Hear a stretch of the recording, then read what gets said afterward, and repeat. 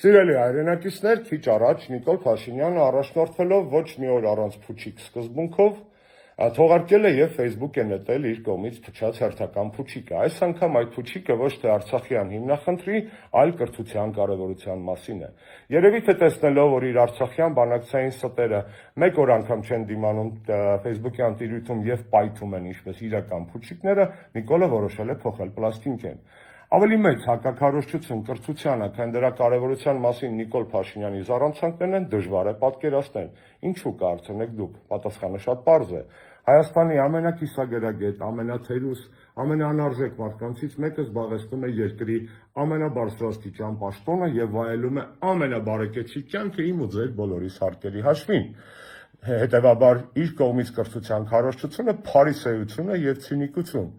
Կրթությունը իրոք կարևոր է, սիրելի հայրենակիցներ, սովորեք ձեզ համար, սովորեք լավ ապրելու համար, սովորեք լավ քաղաքացի դառնալու համար, սովորեք մարդ մնալու համար, սովորեք Նիկոլին Ինադու,